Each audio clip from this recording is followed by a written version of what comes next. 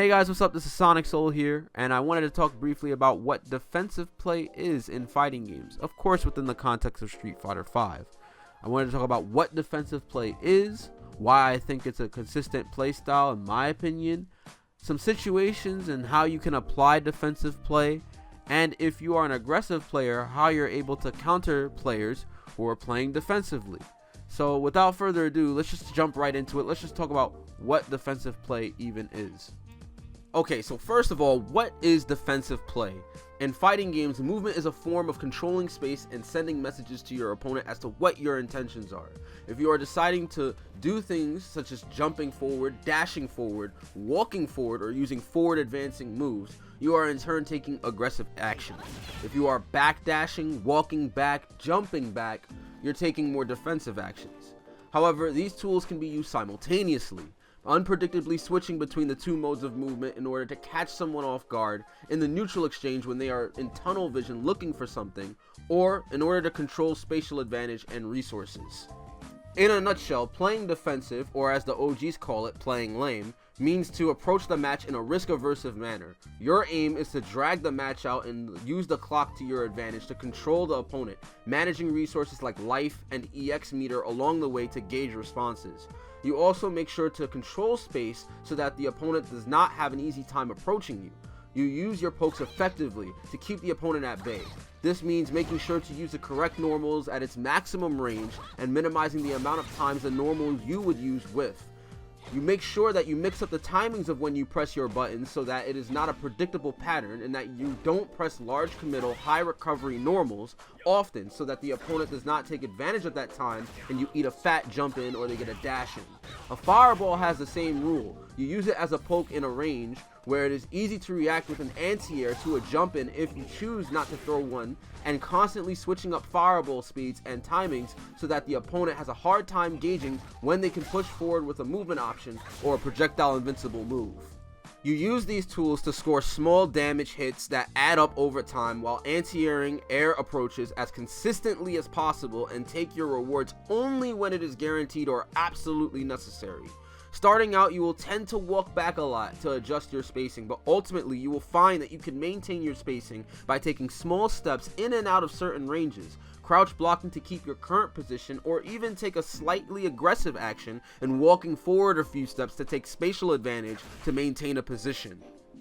As far as being put in a defensive situation when pressured, most defensive players will opt to block it out and wait for an opportunity to take their turn back rather than contest in situations that are usually disadvantageous for them. For example, challenging knowing the opponent is attacking with a plus on block move. This would be considered an aggressive response and what some players call a disrespectful action. Defensive players are content with going slow and steady like a turtle, letting every action add up over time, suffocating the opponent and stripping them of every advantage they have. In Street Fighter V specifically, there are a plethora of characters that specialize in playing defensive. Some examples include characters such as Dhalsim, Fong, Guile, Menat, Old Zeku, Falk, Sagat, and Poison. However, you will find that you can apply this type of thinking with every character, as this type of play will open up to you the idea of neutral within fighting games. This does not mean that aggressive playstyles do not utilize neutral tools, but when playing defensively, you spend a ton of time playing within the ranges of normals and opponent movement options and approaches than you do up close and personal with your opponent at point blank range. Now secondly, why is it that defensive playstyles tend to be consistent? In my opinion, at least, in my opinion. Defensive playstyles tend to be very consistent as they are risk aversive. Little risk is taken and it is heavily reliant on punishing opponents' mistakes as opposed to the more risk-taking method of taking constant aggressive approaches, be it in movement or attacks, in order to smother the opponent in offensive pressure and force constant mix-up situations. Most players in lower levels are very used to jumping forward, dashing forward, and blindly using special moves in order to close distance and begin pressure. It's very easy as a result to net big reward, but against someone who is careful and waiting, they can punish these attempts at approach and create a situation where the aggressive player must now rethink their approach and adapt or die to the player who adjusted to the aggressive player's style. Also, players who are strong on defense are capable of blocking consecutive offensive attempts for a long period of time, which can create a sense of unease and tension for the opponent and force them to take more risks in trying to open up the defensive player. Now, there are a few top level players that play very defensive, such as Umehara-san and Bon-chan.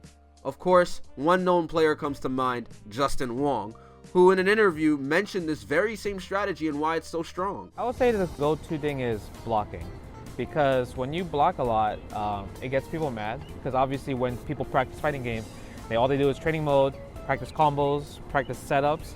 But if you just sit there and block and all they can do is just really like grab or just do a frame trap and then back off, for example, right? I think for them it's like not fun because it's like very dry because you're not giving them what they want. If you have good defense and you just block all day, they will get frustrated. They start blocking with their face. Now, the third. What are some situations where you can apply defensive play? A basic situation where you can apply defensive play is when you have a life lead over your opponent and the screen space is in a relatively neutral position. Instead of dashing in and taking the risk, attempting to force pressure, try waiting it out and look for the opponent to come to you, reacting to whatever decision or approach they might go for. You don't have to walk back too much, but just slowly advance and retreat a bit just to adjust your spacing for what you think the opponent will do. Look at the resources of your opponent and ask what they might attempt to do. You can also do this if you don't have a life lead, because remember that playing defensive is contingent on the amount of time remaining in the round. So if the time is high, you can still choose to play patiently. Another situation is on defense when you're being pressured. Using V reversal and heavy recovery moves to push them off of you while decreasing stun or blocking it out and taking the grab, which will in turn neutralize their options of pressure, since you can take your turn if they choose to forward walk, dash, or jump as you are at advantage, is a good way of telling your opponent that you won't be easily opened up. Alright, and lastly, for all my aggressive players out there that complain and talk about, oh my god, he's spamming fireballs, he's backdashing, he's running away, he keeps whipping me, he keeps pressing buttons, I don't understand why he keeps running away, this is a fighting game, not a running game, get your ass back here. So all my aggressive players that feel that way, here's how you counter defensive play. Now, of course, while defensive play has its upsides, it also has its flaws. There are two main flaws with defensive play. The first is that it requires an ample amount of patience, and you have to be able to focus and think about the multiple situations going on. Players refer to this as the mental stack. A most common scenario is the neutral mix-up between dashing in and jumping in within the mid-range. You can only look for one thing at a time and must be willing to forego the other option. This is why it is so imperative when playing defense to know where your most optimal ranges are for normals and specials, while also taking note of player tendencies when they approach. If you are an aggressive player, try varying your approach against the opponent. Have them focus on trying to stop your approach on the ground within mid-range, and then when they least expect it, jump in while they're focused on trying to use their normals to stop you from approaching, or if they happen to try to adjust their spacing by moving forward. This method is very easy to pull off, especially in lower levels. The second flaw is that playing defensive will naturally mean you will tend to move away from your opponent. At the low levels, you will see defensive players just walk back without maintaining their ground, opening themselves up to a potential low hit confirm from the aggressor. Other times, you will see players just continually jump back and jump away. The best way to stop this blunt method of defense is to simply walk the opponent down into the corner. Just walk forward. Because they are choosing to give up the space to you in order to stay away, they are slowly boxing themselves into the point where they will be cornered.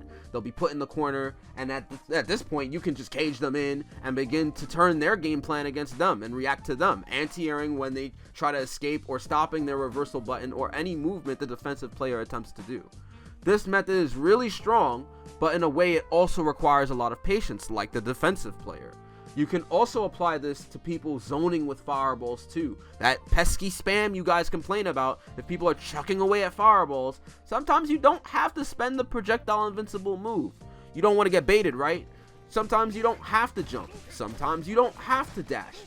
You can just walk and block the projectile. Alternatively, you can neutral jump as well to deal with the fireball. If you neutral jump and they throw their fireball, the fireball will go underneath you, thus being active for a longer period of time. This will mess up their fireball pattern and it'll allow you to actually close the distance because they can't throw another fireball. After an amount of time, they will find themselves closer and closer to the corner, which will make them question whether the next fireball is a good idea to throw, due to the risk of eating a fat jump in and eating like 50%. As far as players who are strong at anti-airing, if your character has the ability to manipulate their jump arc via dive kicks, try using your dive kick to bait their reactive anti-air. You can also do what most grappler archetypes like Geef and others like Abigail do, and empty jump outside the range of the anti-air normal that the defensive player would do in a specific situation or range, and whiff punish that anti-air attempt, gaining great advantage. These two flaws are what makes defensive play open to counterplay. However, a solid player who knows these counters will be able to anticipate these decisions and respond accordingly. There's always counters to the counters. This is what makes the fighting game genre so amazing.